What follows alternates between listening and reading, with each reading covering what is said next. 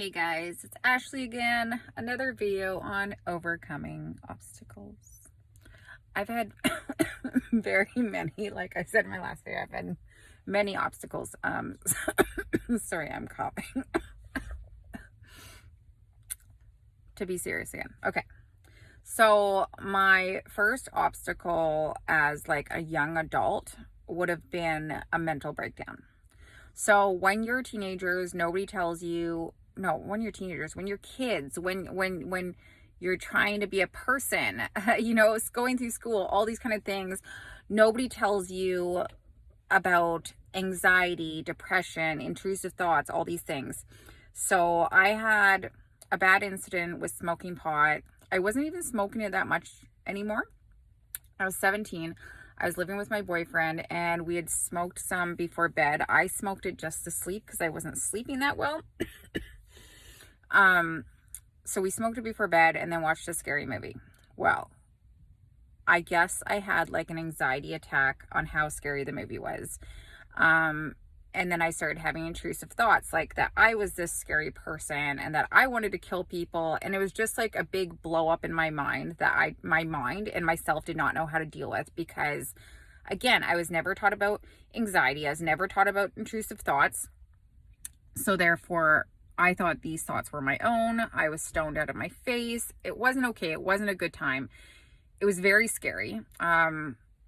This lasted for a couple hours. I couldn't sleep. My mind was racing.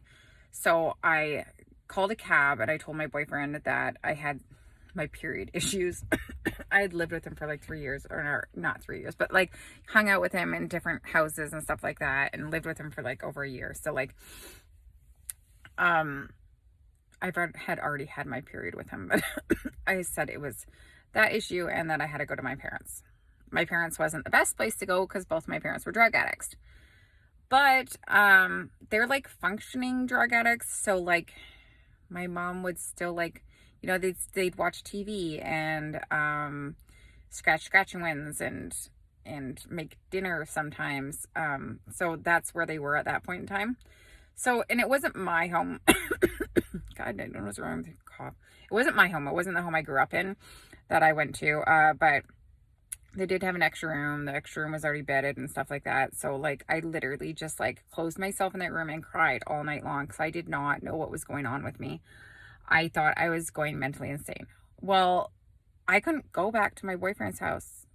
My home. I couldn't go back to my home. I was so scared and like in my own skin, in my own brain. I was so scared of myself. I ended up staying at my mom's house for about a month.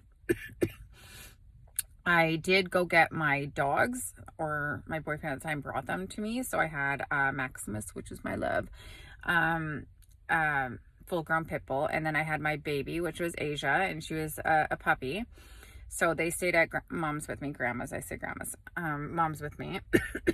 And honestly, they saved my life. You know what I mean? I went on walks with them every day. I played with them every day. My best friend would visit me. Nobody knew what was going on with me. No, I didn't tell anybody anything. I was like, fuck that. They're going to lock me up. This is what's going to happen. After I returned home after about a month, things still weren't good. Like, I could function, but like the overthinking was still there. The scary thoughts were still there. They were just in the background.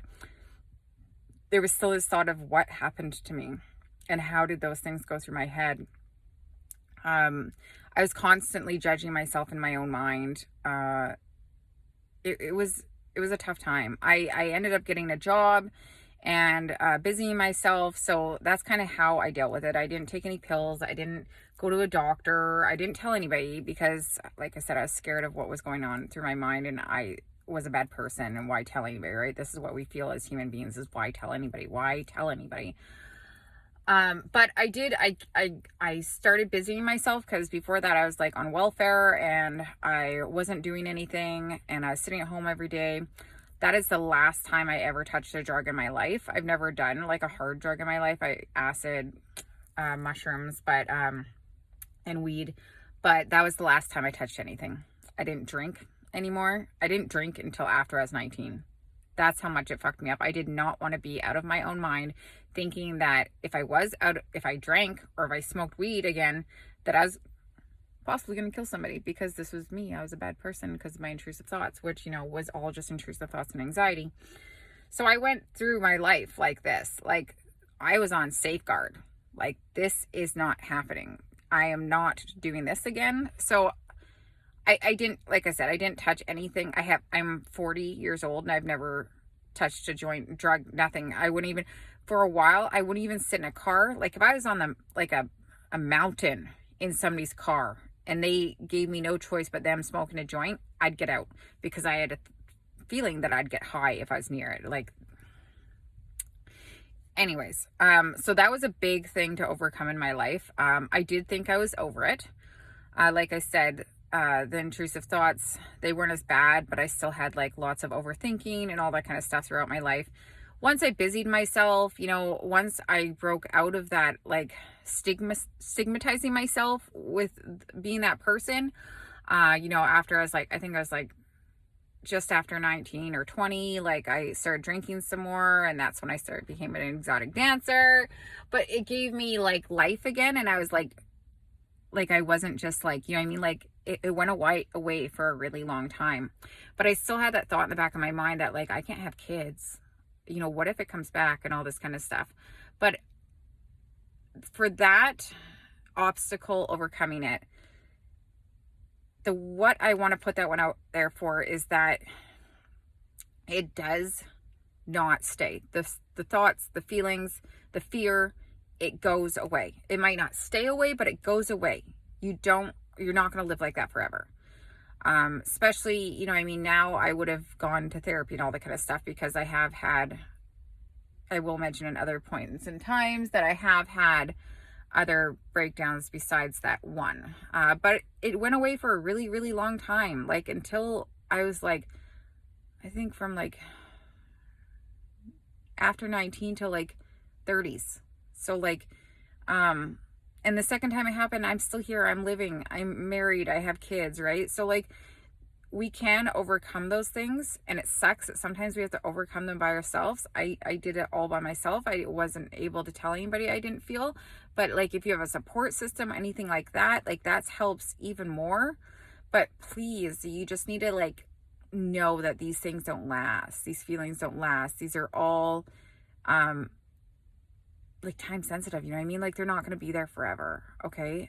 So that's my second obstacle, and kind of how to overturn it is like, if you're in your own head and you're not in the right place, change up your routine, change up the things you do, stay around people that comfort you, like, you know, your best friend or your animals are great for mental health.